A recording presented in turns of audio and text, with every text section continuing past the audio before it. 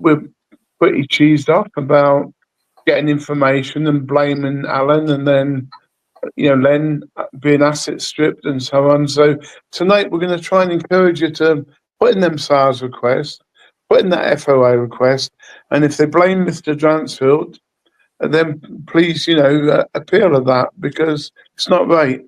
Right, welcome, gents. Hi, Andy. Thank you very much. Hi, Len. You're welcome. Alan.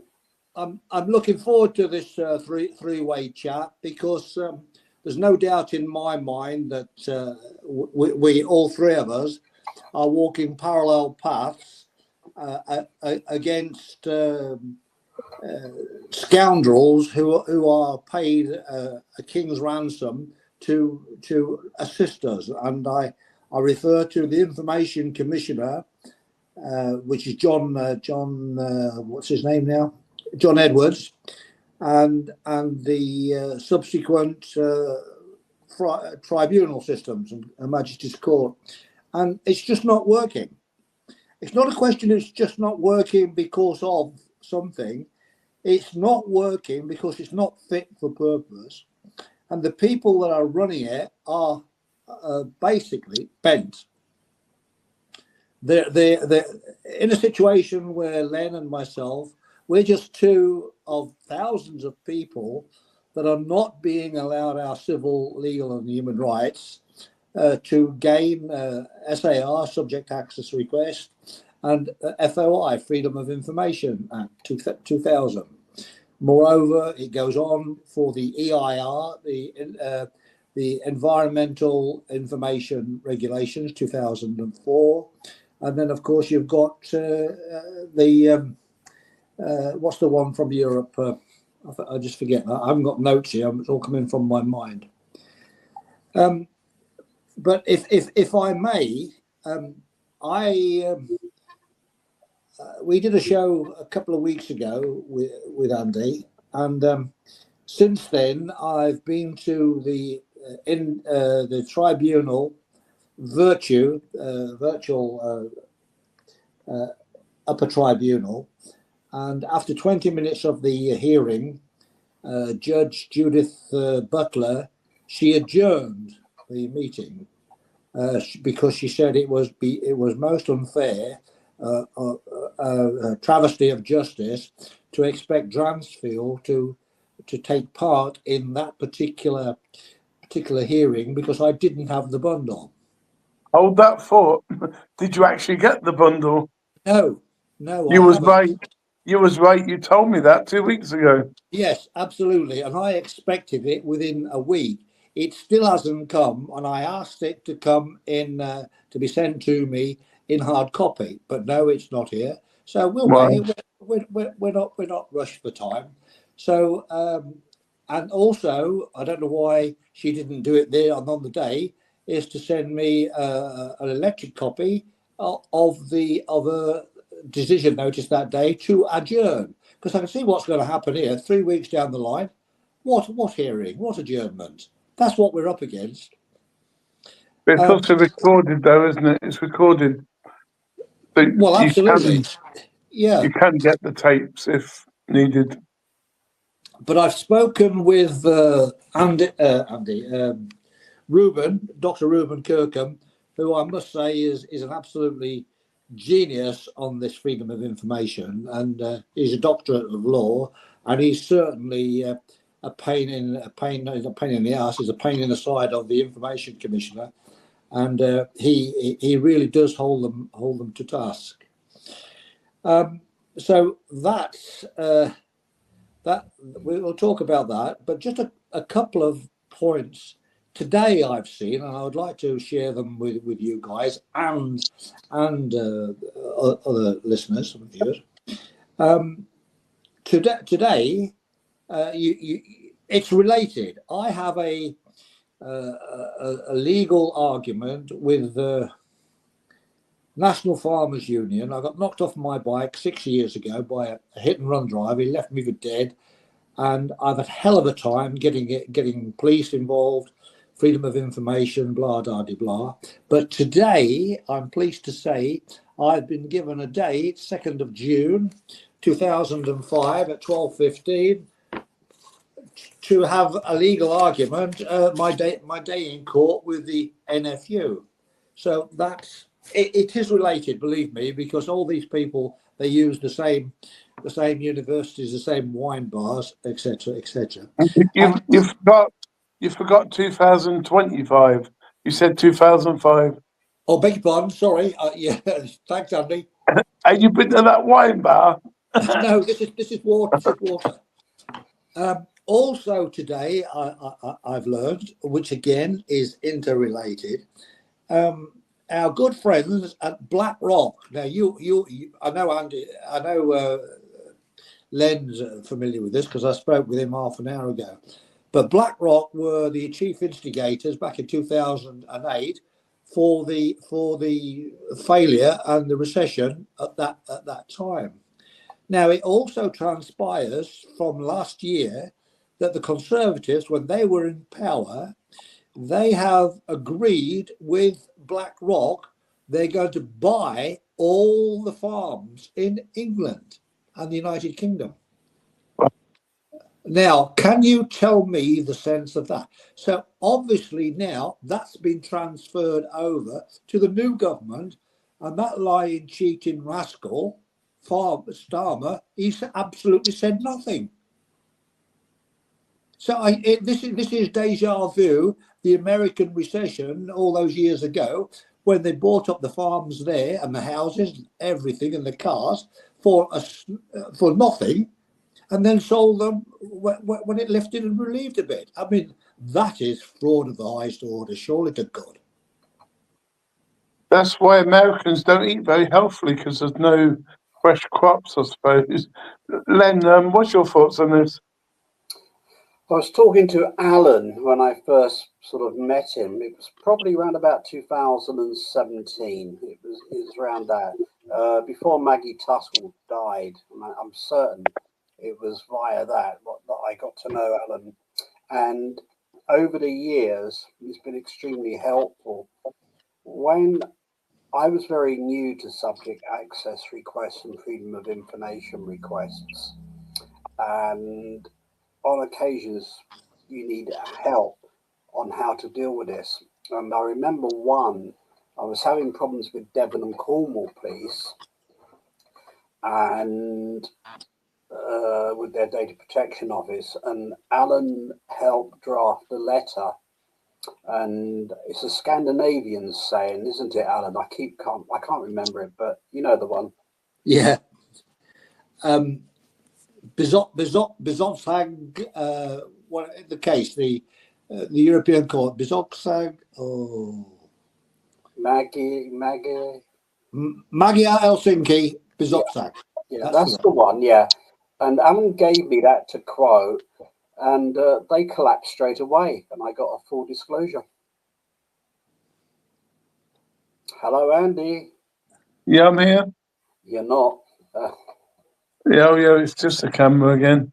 Yeah, anyway, and that was an amazing precedent. And when I used that, it worked straight away. I got the disclosure, and that enabled me to start to build a framework of what had occurred to me.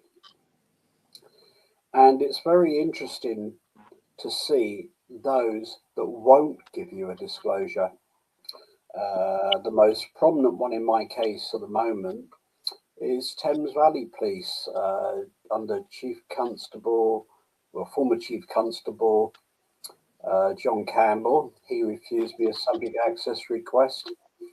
And the present Chief Constable Jason Hogg, he's refused me a subject access request.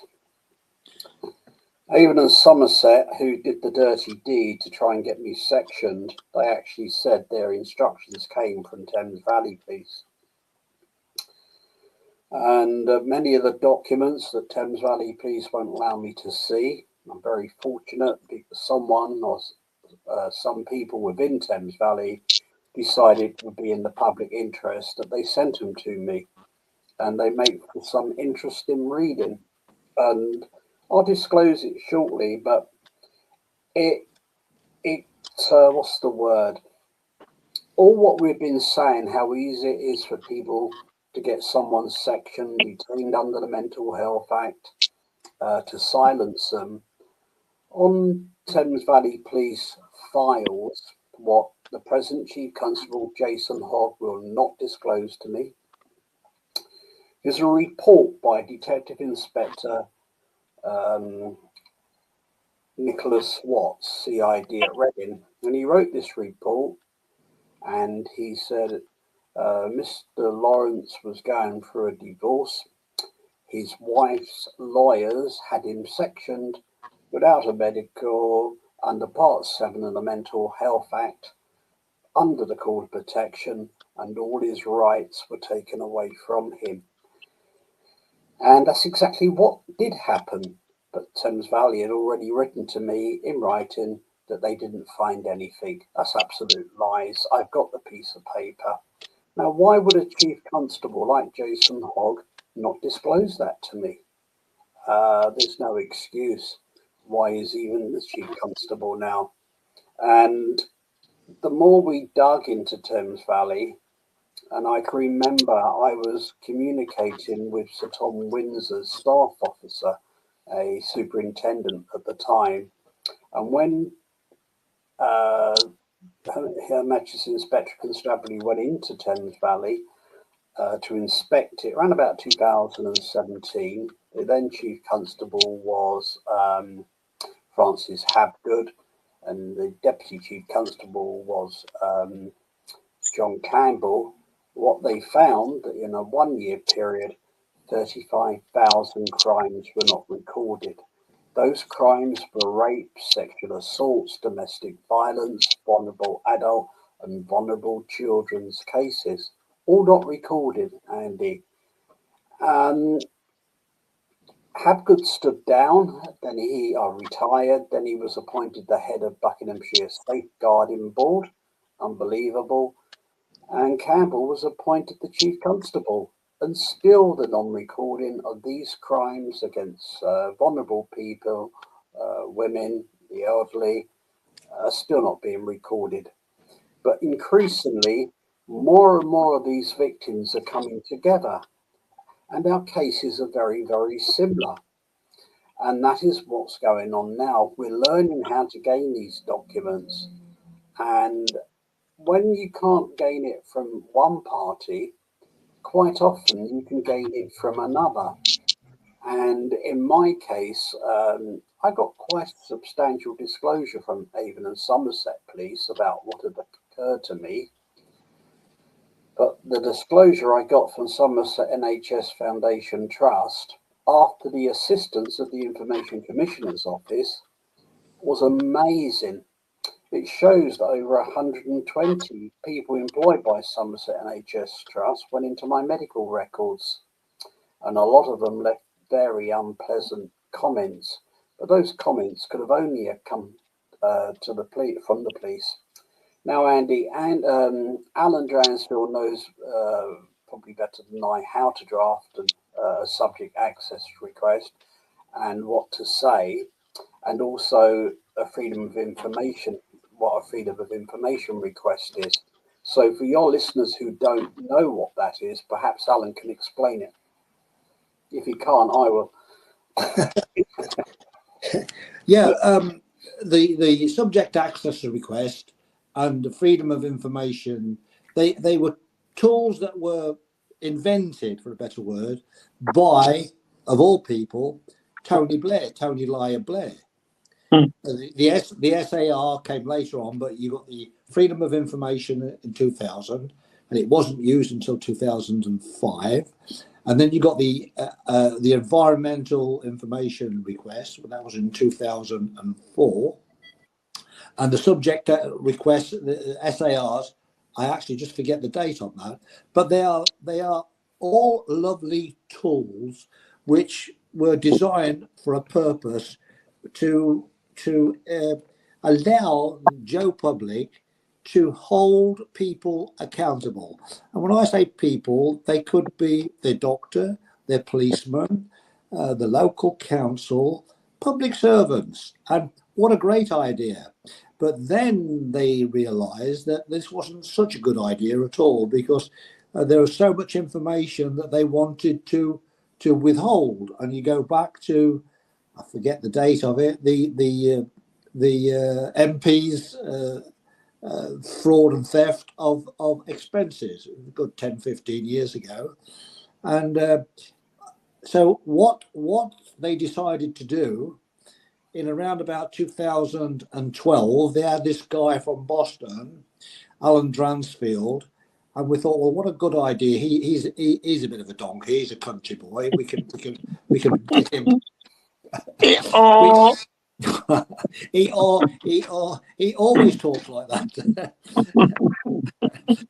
Anyway, so I appeared to the Information Commissioner on a Freedom of Information request to Exeter Chiefs Rugby Club, because they'd built a stadium there and a bridge that I wasn't happy with, and I was convinced that it wasn't what it should be. And I was working for the company at that time that was subcontracting all the work out, which was Balfour Beatty. Biggest bunch of cowboys that's ever walked the planet, but that's another story. But unfortunately, I made a request, and no, you can't have that because it's vexatious. So I went to the first tier tribunal. Sorry, this is a bit long-winded, guys, but then I went to the first tier tribunal, and a very nice Indian lady said, no, Information Commissioner, Devon County Council, you are wrong. You are so wrong. Mr. Dransfield's request is politely written, it's benign, and you shall give him the information that he needs because it's health and safety. And then within probably 4 to 6 weeks, the Information Commissioner then appealed to the upper tribunal, not the Devon County Council. It was the Information Commissioner. And this is where Mr. Judge Nicholas Whiteley got involved, who I've affectionately nicknamed him Wanker Whiteley, because there's no doubt about it. So this now, then he turned that first tier tribunal over and said Mr. Dransfield was vexatious. So then I went to the Court of Appeal. The Court of Appeal upheld Judge Nicholas Whiteley, upper tribunal judge, and then I went to the Supreme Court, and then the Supreme Court, they upheld it. But basically what this is all about, it is all about, as I was saying earlier, allowing Joe Public to hold people accountable. And what it must be seen to be do is transparency, accountability, and security. 3 lovely words, and I'm going to have those put on my headrest, my tombstone, and maybe they'll pay for it. Transparency, accountability, and security. But it must be seen to be working. And if it's not seen to be working, in all probability, it ain't seen to be working. And it surely is not seen to be working at the Information Commissioner, various politicians, the Ministry of Justice, the Ministry of Defence, the Ministry of this, that, and the other, because they are all now using, and it's thousands of times being used, the Dransfield vexatious nonsense, which is now set in stone. It is a court precedent. And so where there is a situation where the information, if it was released, it would be sensitive, for want of a better word. And let's take our good friend, the filthy, vile Jimmy Savile. Somebody put a Freedom of Information request in when just before he died, asking for copies of his interview with the Thames Valley Police. Oh, sorry, isn't it? So, beg your pardon. Yeah, there's nothing. I said to you earlier, you're so British sharp. You're supposed to be a numpty, according to the records.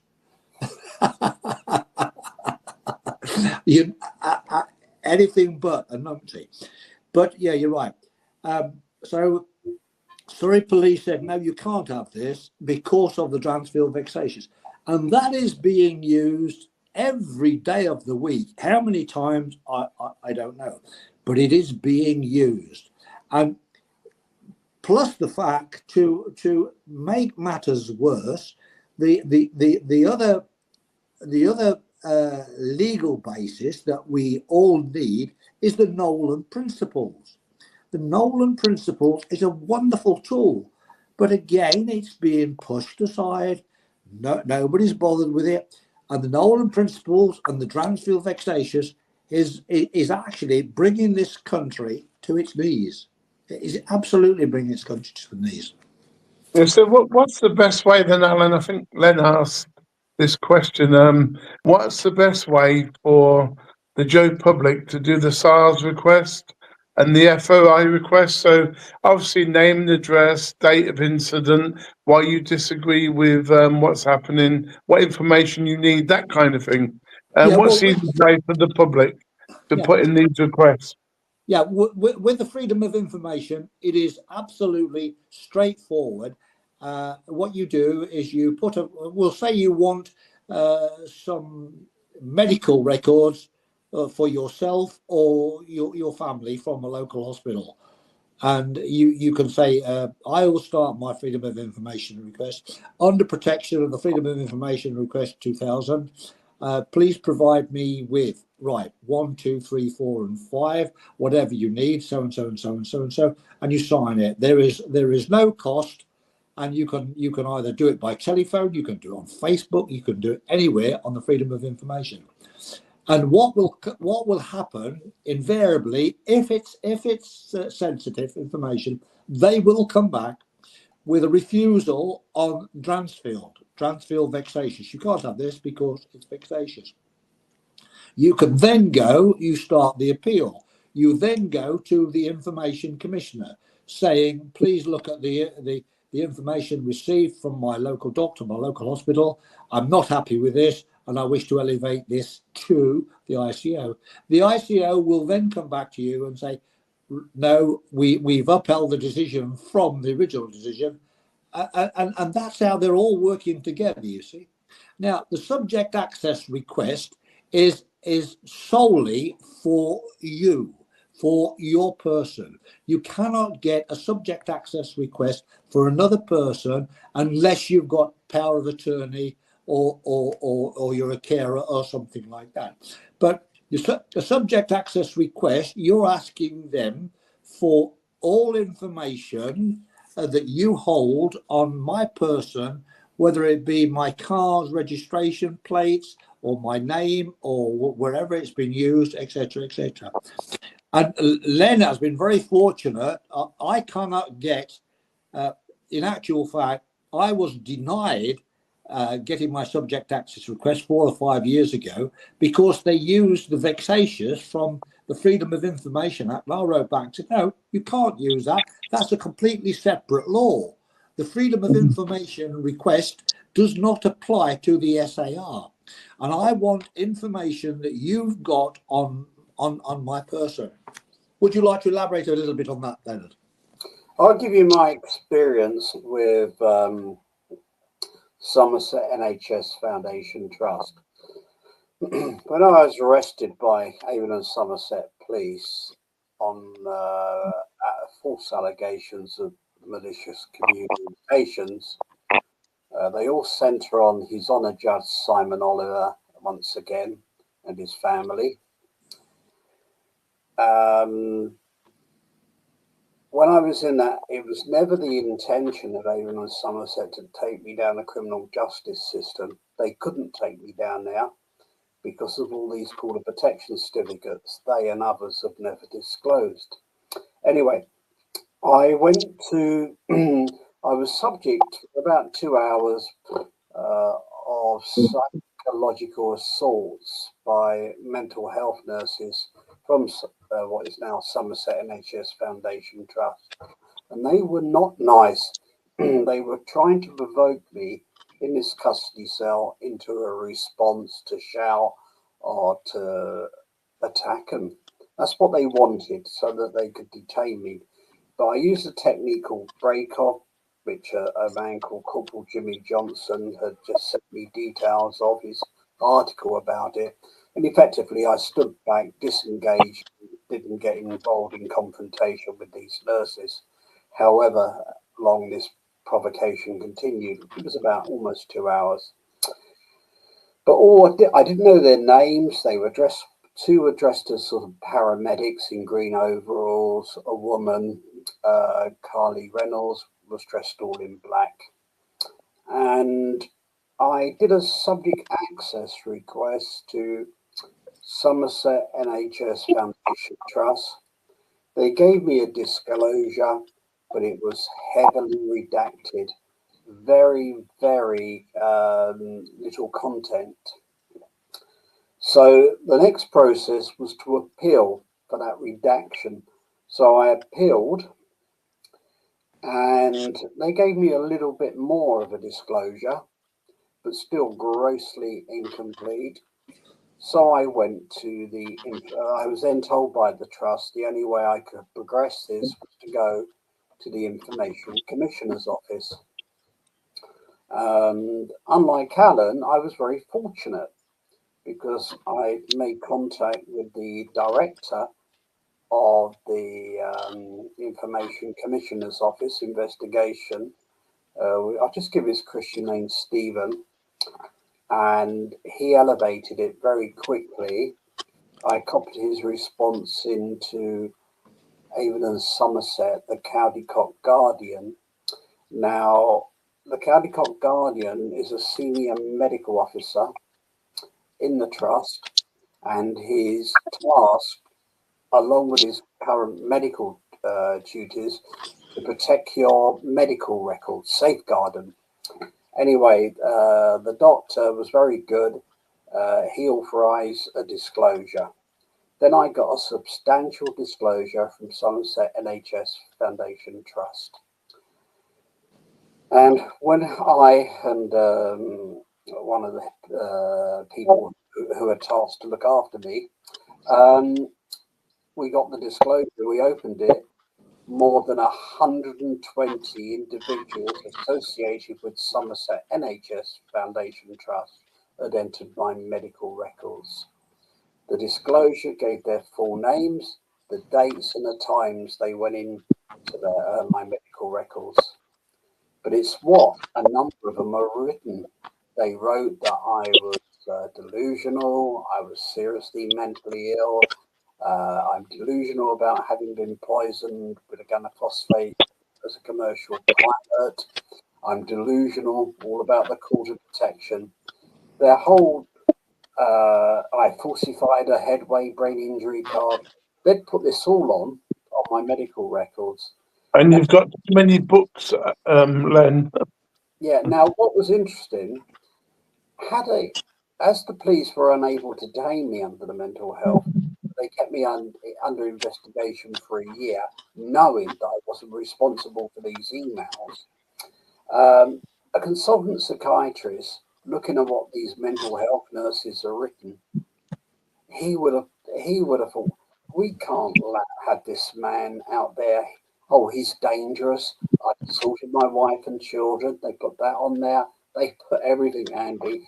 But fortunately, the consultant psychiatrist and the chief medical officer, also a consultant psychiatrist, did not buy into what was being said. They did, but one of the consultant psychiatrist said, if Mr. Lawrence is so mentally ill, why hasn't he seen a doctor in the last year? So I was very fortunate that these two consultant psychiatrists didn't buy into it. And the chief medical officer has blocked access to all my medical records. That is how my subject access request unfolded and how I gained all the information. So I was very fortunate. Maybe others won't be so lucky. Then I did one with Avon and Somerset Police, and surprisingly, they were amazingly good. They gave me a very substantial disclosure. It named all the officers involved, all but one, and that was a Chief Superintendent, Claire Arms. Nothing about Claire Arms. Anyway, the next one I went after was the not so independent office of police conduct, Southwest, headed by a guy called David Ford. And what had happened in my case and how this all came about, Detective Superintendent, Detective Inspector in Avon and Somerset Police were investigating the Worshipful Master, His Honour Judge Simon Oliver, myself, and the circumstances surrounding the Court of Protection, the Court of Appeal, and Simon Oliver conducting these cases when he weren't authorised. And they made a finding against Chief Superintendent Claire Arms, Head of Operational Support, Avon and Somerset Police, for the obstruction of justice in my case. And they sent it to the Independent Office of Police Conduct, Southwest. And a man, a caseworker in the IOPC, Independent Office of Police Conduct, sent it back to Avon and Somerset Police for a local resolution. That local resolution ended up my house being raided and the attempt made to section me. Surprise, surprise, who was in charge of criminal investigations and who was in charge of police custody? Superintendent Claire Arms. So they got me in the cells where they were going to section me, and it didn't quite go to plan. Firstly, I had a brain injury identity card with me, which caused them problems. They'd run headway, the brain injury people, and they said I needed a specialist lawyer. Didn't get the specialist lawyer, Andy. What did I get? Didn't get the duty solicitor. What I got was a provincial grand officer of Somerset Freemasonry, who was a solicitor. And the officer had oversaw my arrest, the raid on my house, my questioning, the investigation, was also a Freemason. And surprise, surprise, someone's released me a picture of them both together in a Masonic lodge side by side. And who's at the centre of it? The worshipful brother, His Honour Judge Simon Oliver. And I've been a Freemason for 30 odd years. And when I saw what was done to me by Freemasonry, what chance do other people stand? Fortunately, Masons have come forward, a lot of them, some of whom with many years police experience. They've now resigned, they've left, and we've uncovered it. Now, it went through a succession of what happened then when I got released. Within 48 hours, Chief Superintendent Claire Arms departed her post. She was no longer the head of operational support, and she was later transferred to the Office of Police, to the College of Policing, where she's dealing with crowd control, teaching prospective senior officers. Then we went through the IOPC and passed to different people, and just ran into the long grass, Andy. Then I did a subject access request against the IOPC, and after 6 months, Andy, I've got nowhere. They normally have 1 month in which to respond to you. But after 6 months, I got nowhere. So I went to the Information Commissioner, and fortunately, they were very good. And the IOPC made a disclosure, and what it said, the findings against me, Chief Superintendent Claire Arms, obstruction of justice in Mr. Lawrence's case. And she's been caught, but the IOPC Southwest withheld that from me. So that's how the Information Officer had helped me. So I had the evidence then. So it all starts to unfold what was going on. I did a subject access request to the Bar Standards Board. I was told by the Bar Standards Board around about 2013 they destroyed all my Court of Protection case files. Guess what, Andy? They No. lied. They made an error. I got 10 boxes of files sent to me in about 4 weeks, and I got them all sent electronically.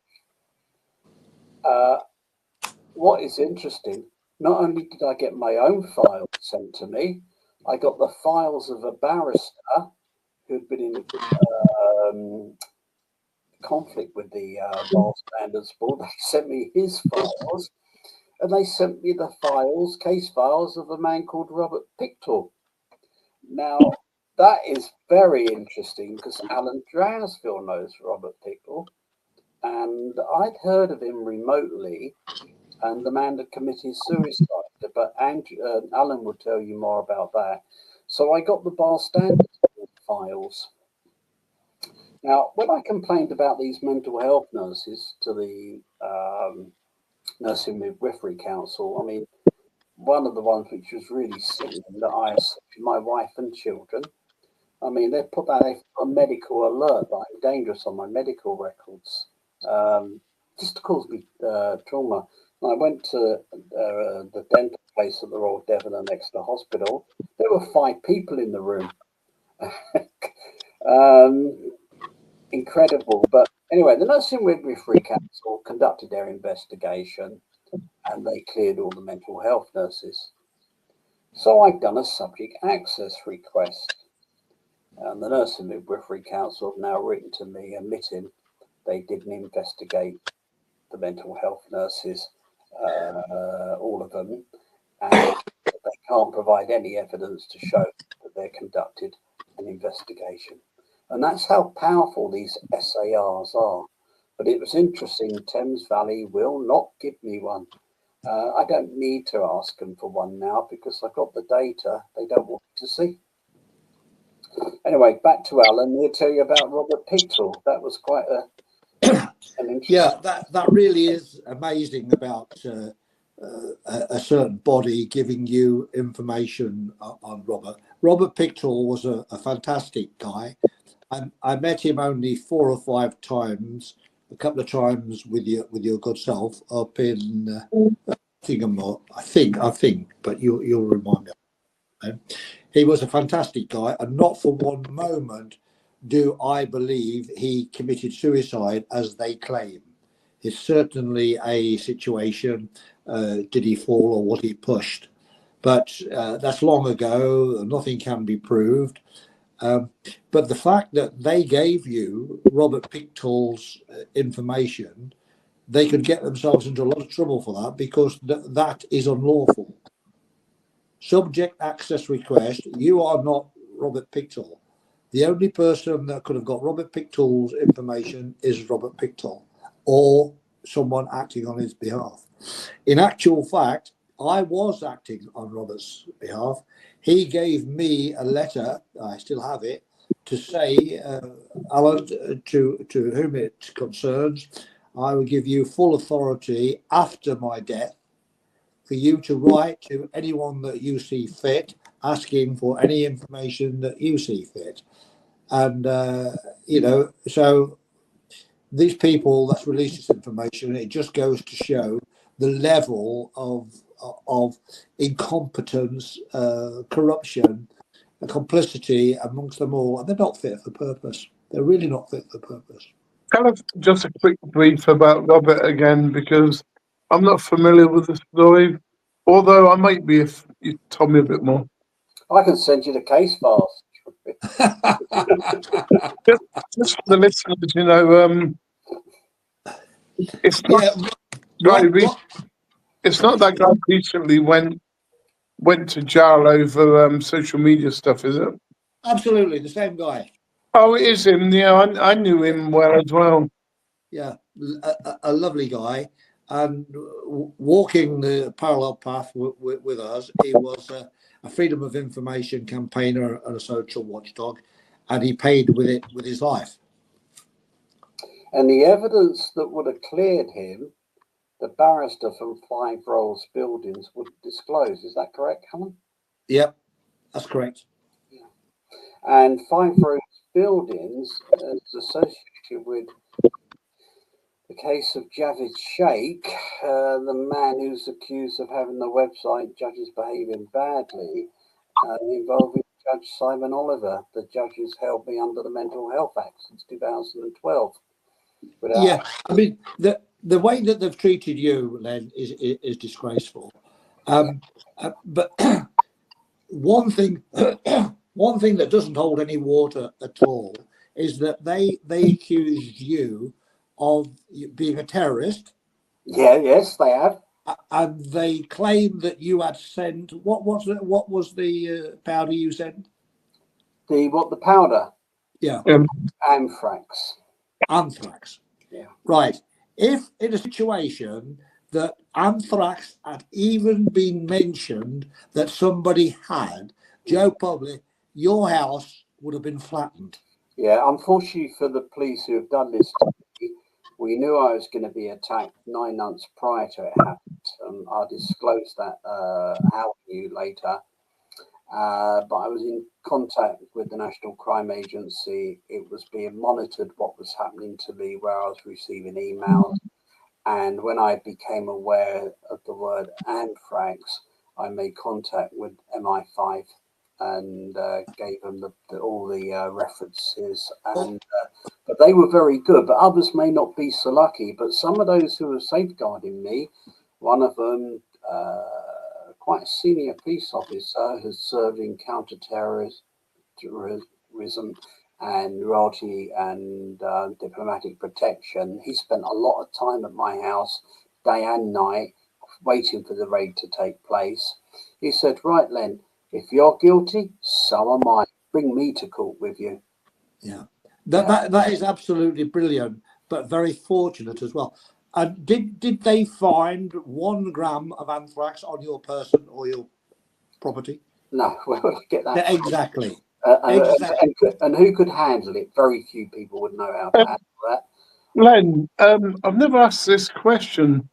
You know, because you used to fly the Prime Minister and other people about, do you think you've been attacked more because of the kind of airline pilot you was, and then you decided, well, you know, I shouldn't get poisoned, you know, nor should anybody else? No. Where my circumstances are slightly different, I was in the Royal Navy when we had a navy, not what we've got now. It's all gone. And we had proper airplanes, Phantoms, Buccaneers. Then I joined Freemasonry, and the Masonic Lodge I joined, Andy, was very strict. It was drawn from people from the Lord Chancellor's Department, the Judiciary, from the Detective Training School at Hendon, the Metropolitan Police Obscene Publication Squad, the paedophile unit.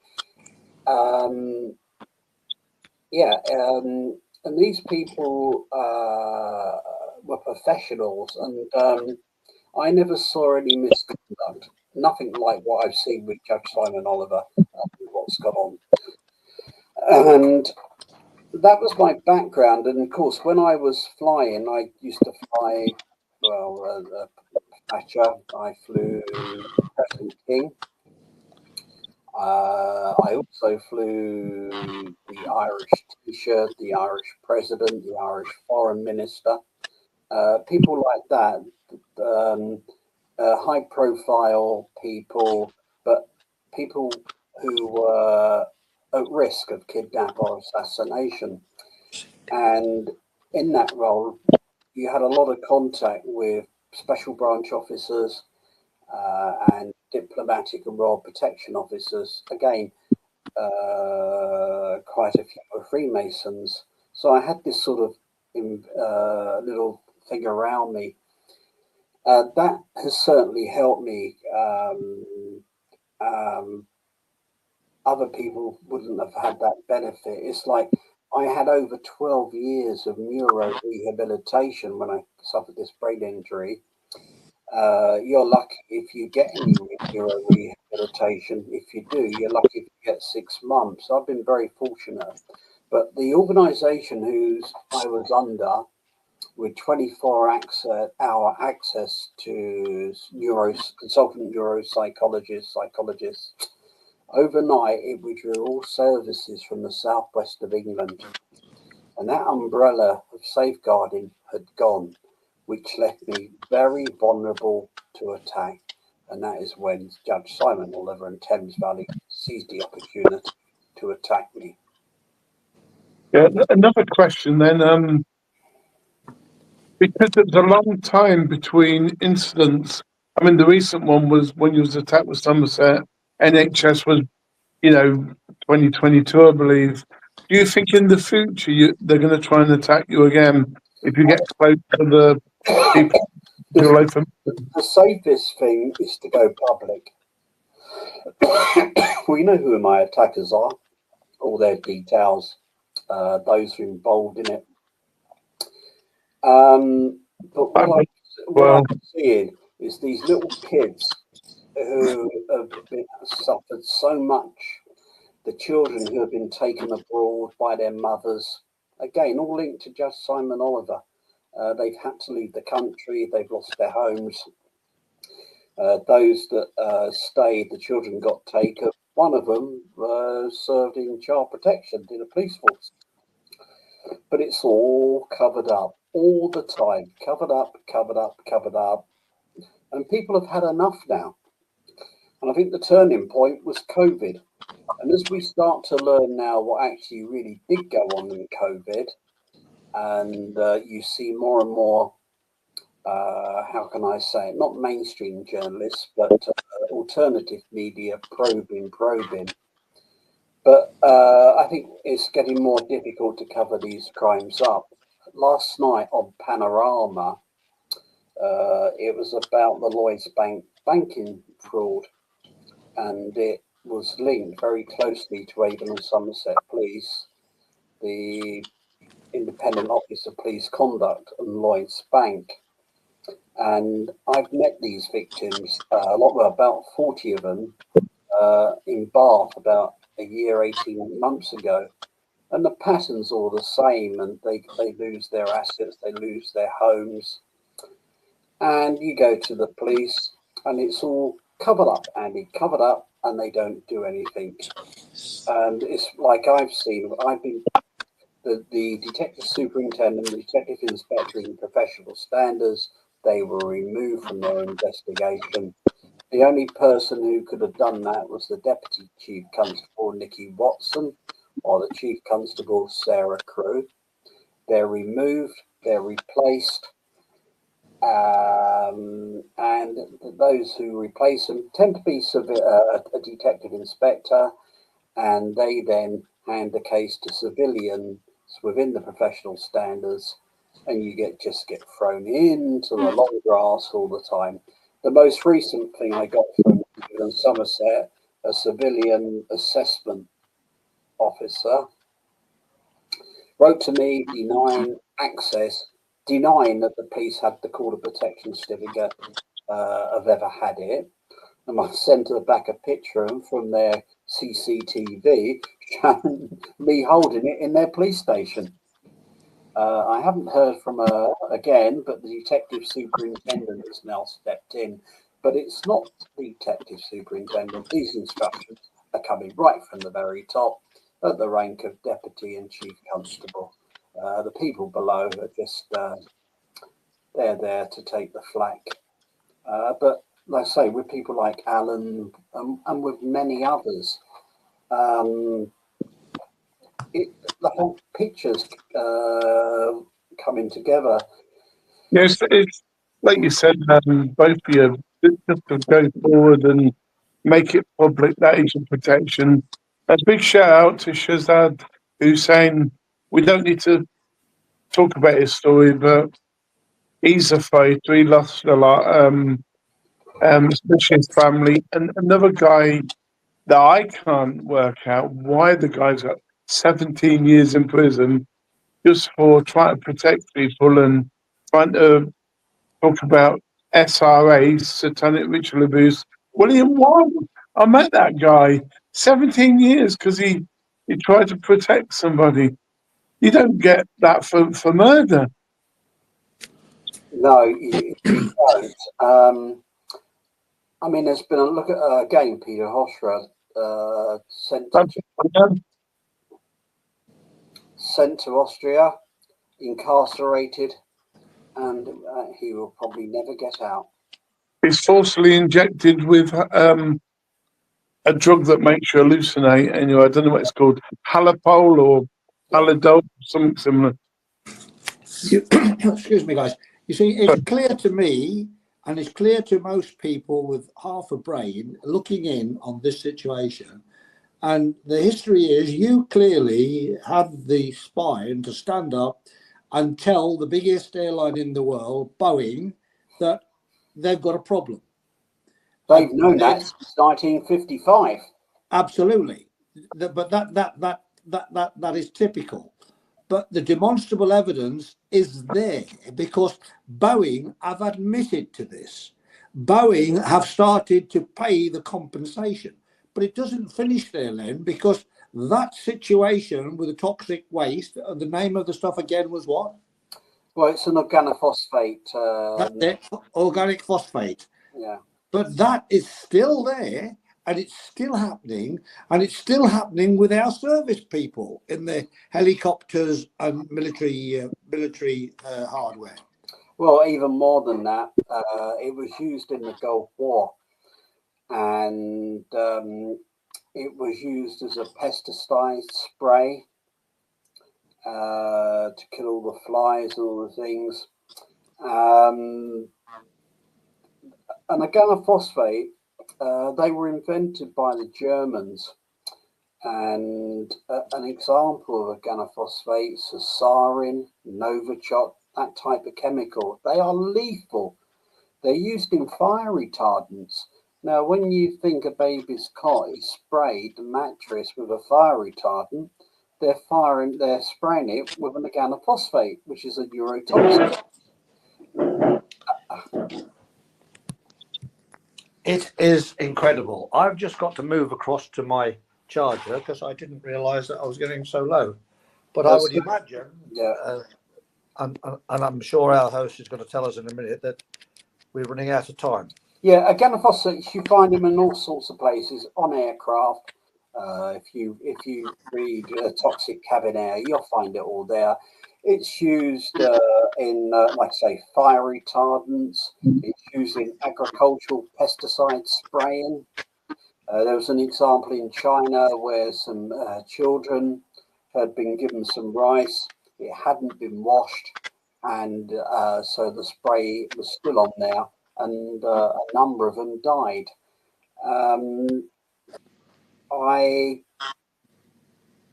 There was a thing called Valpona. Remember that? It was like a fly killer. That had organophosphates on. It's everywhere.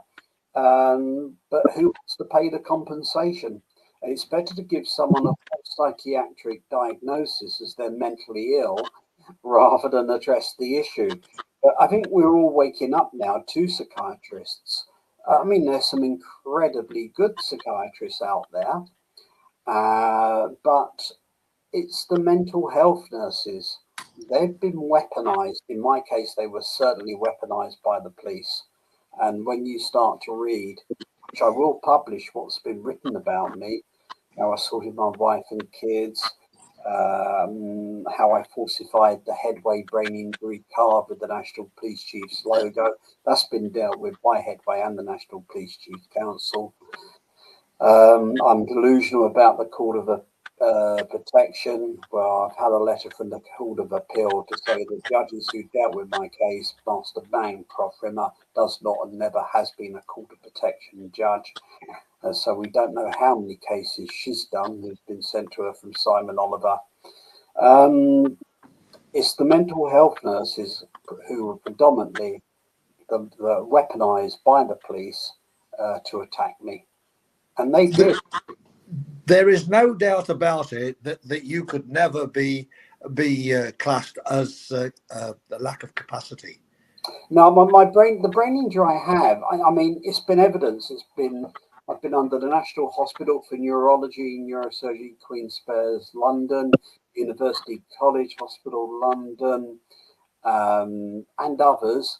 I was an inpatient at the Southwest Regional Neurological Institute in Derryford, and I was in a room, and my brain had electrodes on it, and they caught the damage to the central cortex. Yeah. They caught it. It's all there. It's all recorded.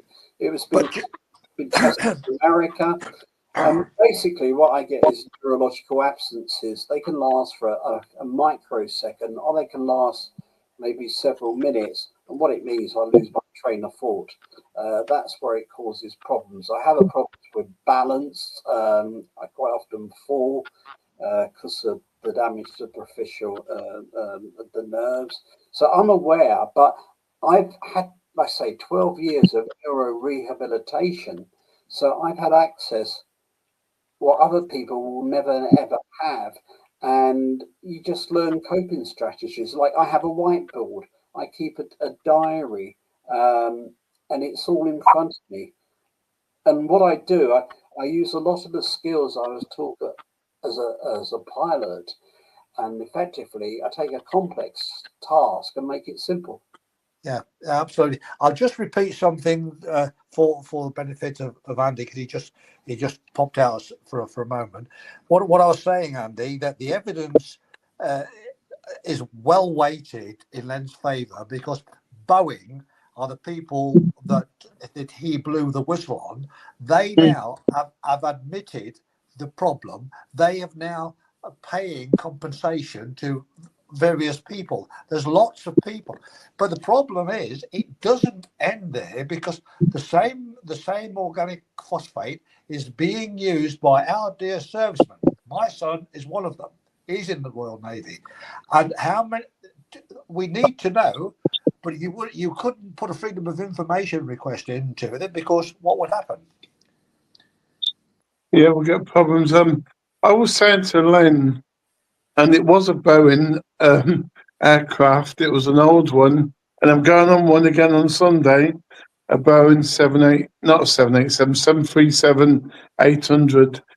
I've only experienced it once, and I think you agreed, Len. I smelled kind of a diesel smell. I Yeah. mean, when you go on the Dreamliners, you go on the 380 Airbuses, there's absolutely clear air, but some of these Boeings, you smell diesel. It's weird. The Dreamliner, the Boeing 787, what they're not telling you, that is the first aircraft for about 40 years that no longer takes the air from the engine. It actually takes the air from electrical compressors on the wing, so you don't have that risk of contamination. What actually happens in the aircraft engine oils, they put in a organophosphate-based chemical called tricresyl phosphate as a wear additive, so the engine oils can work very high temperature. But when you have a fume event, so the oils can be up to about 800. So when you have a fume event, an oil seal fails, and those oils then get into the air conditioning system, because that's where the air is taken from the engines. There's no filters, and it goes into the cabin. Then you breathe these chemicals by inhalation. That is where the damage comes. But they're very good to say that, oh, you're delusional, oh, it's a placebo effect. It's not, Andy. They know exactly what the problems are. But then they are knowingly and willfully lying, and this is where we get back to our TAS, transparency, accountability, and those Boeing people and those managers knew. They must have known, because later on, I don't know how many years later, and I don't know how many people like yourself have been they're paying out, they're admitting it. So hey, close book. Yeah, a man called Tristan Lorraine, a former British Airways pilot, and a lady called Susan Michaelis, ex-Qantas pilot. They've done an awful lot of work on this, and they've made a lot of DVDs, Contaminated Air. But the first attack is to attack you that you're mentally ill. And I've got a piece of paper issued by one of the world's leading consultants on PTSD, Professor Turnbull, who trained both in neurology and in psychiatry, and it says I'm sane. In fact, after all these mental health nurses said I was seriously mentally ill and I had all these diagnoses, about 5 days later, I was seen by an NHS doctor, and I was sane. But they're so dangerous, Andy. They put you under the Mental Health Act, and you go in front of, say, Simon Oliver. No one can talk. It's a secret court, the Court of Protection, on a family court. You're detained under the Mental Health Act. You lose your home. They sell that. You lose everything, and people just can't speak out. And that's what but now there's more and more people are speaking out. They're saying, to hell with it. We can't go to the police. You can't go to Thames Valley. You can't go to Hampshire. You can't go to Somerset. You can't go to Devon and Cornwall. Where do these You can't go to Police Scotland, Police Manchester, and so on, anywhere. No. Yeah, I've had coppers come from Thames Valley, come to see me off the record, all that way down to Dartmoor, to tell me where to look, what to do, and not to trust my solicitor. They were right. But why can't they do it on the record? Because it's the senior officers shutting it all down. Very much like this reopening of Jean-Claude Charles Mezzadine, or whatever his name is, who claimed for the Met Police he was a terrorist, and they murdered him on the underground. Very similar situation. Yeah. But that word anthrax, I mean, that was, well, I have to disclose the full extent what's been said. But it did require this, to notify the security services, and they've been very good. But other people, they may not be so lucky as I was. But the hope we'll give people when we close now is never give up. You know, if you've got truth to tell it. If you're a liar, don't bother. No, I challenge Simon Oliver, worshipful brother Simon Oliver, to go to Great Queen Street in the Grand Hall, and we'll debate this with the public, what he's done to me. And probably many others, you know. And many others. I think this is a great conversation tonight because we covered quite a large aspect of COVID, the poisoning of pilots, the Black Rock, but it's all connected. It is all connected. Unless you can get that information, you go fishing. How I explained it, when I escaped from the government legal services, the official solicitor, I was there, lost my home, lost my assets, wondering what on earth had happened to me. And it's like, I got a fishing rod, I dangled it out, didn't get any bites, done a few more casts, then I got a nibble, then eventually I got a bite. I had a brilliant judge who gave an order that I could go to the official solicitor's office and inspect their files. And that's where I then got my first insight, what had occurred to me. But in hindsight now, I didn't need to go to that judge. I could have done the subject access request, first of all. So to anyone listening tonight, go for the subject access request first of all, and then if you get refused, appeal. Give a brief indication why you want it, and then go to if you get a foul on the second time, you go to the information office. It's hit and miss who you get. I've been fortunate to have some really good people there, but you will get the occasional one who won't do anything and just fob you off. And Alan seems to get all of those. Also, I would add, there's a very good organisation out there. It's all one word. What do they know? And Yeah. this organisation, I'm sure you both you I've guys. used it. I've used it. Yeah. Yeah, but I'm just going to tell you there's a downside to this, and for the general public, if you do a Google search, what do they know? You would then go onto their site, and as we discussed before, you just put in who you want to speak to, what do you want, blah blah blah, blah, and then what do they know? They will monitor your request. When's it due for a response? Who's this, that, and the other. Now, incredibly, what do they know? Shortly after I was given a lifetime vexatious standing, the what do they know gave me a lifetime ban from using the what do they know. Yeah. I'd say what we need in this country, when people do things themselves, you get emotional, you don't do it right, blah, blah, blah. What we should have is a free service where you tell an organisation, similar to What Do They Know, that's charity run, get them to put your information requests in for you, and then I don't think it'd be that unfair.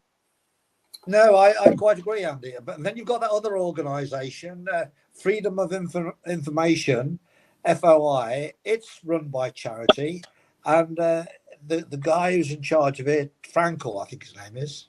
Does that name familiar with you, Len? No. Yeah, but the thing is, they're sleeping in the same bed as the ICO. We're fighting a terrible wall of corruption, complicity, blah blah blah, by all of those people that are paid to ensure and to police the FOI and all the rest of the Information Acts. I mean, when I look at the money the barristers are able to generate in my case, the barrister Dominic Brazil, One King's Bench Rule, who's admitted that I was a court of protection patient when he had placed hundreds of thousands of pounds of costs and inferences on me without the court of protection knowing in 2005. He's still a barrister. He's been suspended for a year on another case. He's still out there doing it to other people, possibly. Yeah. So there's no penalty. And I can remember a hearing with a guy called Falk before Judge Falkgang. And it lasted about 7 minutes, no more than 10. And at the end of that 10 minutes, I had a £10,000 cost order on me, which went to Brazil. The hearing with Judge Oliver on, I think it was 4th of April or 6th of April 2012. Brazil charged £10,000 for the 1 hour hearing with Oliver. Oliver wasn't even a court of protection judge. He shouldn't have been doing the hearing. He was told to send my case to the Court of Appeal. He still hasn't done it some 13 years later. I mean, he's been caught. But the question is, how many cases has he done it to? Exactly. Yeah. Absolutely. There's going to be, or it could be 100. There could be more. And now we found out that Master Mary Bancroft Rimmer in the Civil Court of Appeal, who Oliver sent my case to with instructions that it fails. I found out in 2023, I got a letter from the Court of Appeal. She does not, never has been a court of protection judge. So how many court of protection cases have gone to her and she's done them when she's not authorised, or she's returned them to Oliver? And So am I correct to understand that only a judge that has been certified as this particular type of judge can take court? Yeah, only a judge, only the master of the Court of Protection or his nominated judges, there's about 100, or a judge of the High Court Family Division or High Court Chancery Division could have dealt with a patient under Part 7 of the Mental Health Act 1983. And that is what I was certified. I just needed to evidence that. I've now got that evidence. And would you believe it, Alan, when I did my subject access request to barristers, the naughty barristers deleted some of their emails. I mean, that's not very Yeah, fair. I would believe it. Yeah, they did. They shouldn't.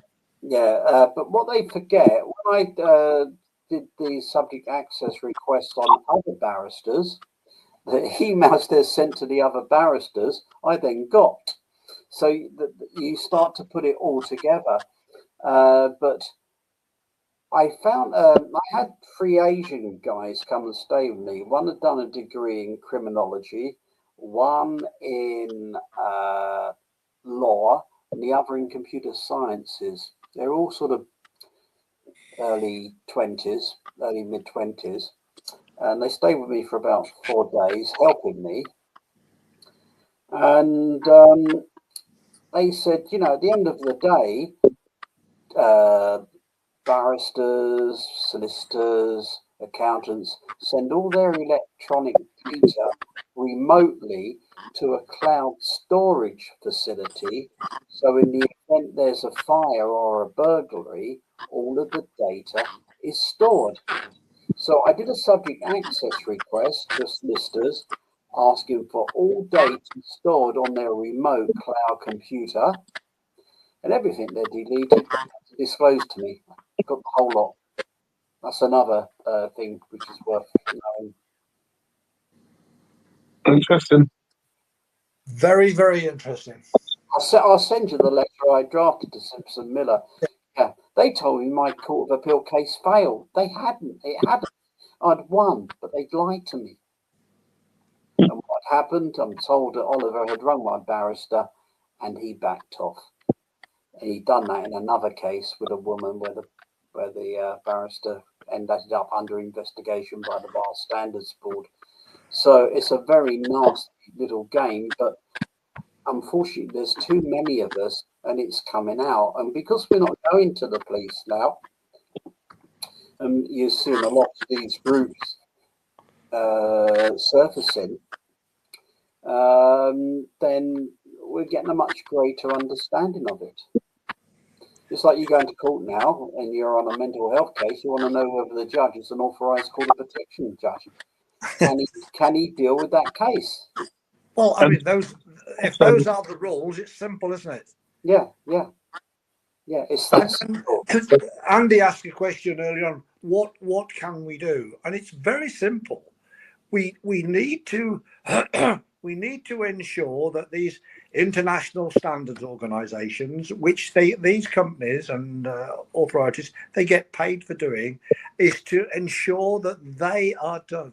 We need to ensure that the Nolan principles are done. Not just a tick box. We need to be able to audit internally, externally, and we need to have the transparency, accountability, and security. Yes, I rest my case, Your Honour. Another man who's ex-Royal Navy. He said to me, I just, what was it?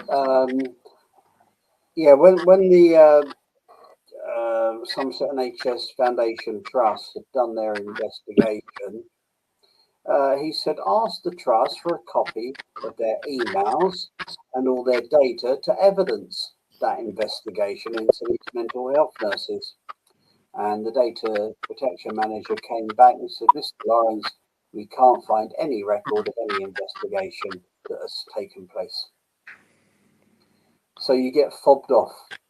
Yeah, and lied to. I mean, look at this latest thing with the world situation as it is. I read in the paper today that we are going to scrap the red arrows. Not scrap the red arrows, period. We're going to scrap their planes, and they're going to be replaced with Russian jets. Has the world gone frigging crazy or what? Mental. Anyway, a super debate tonight, guys.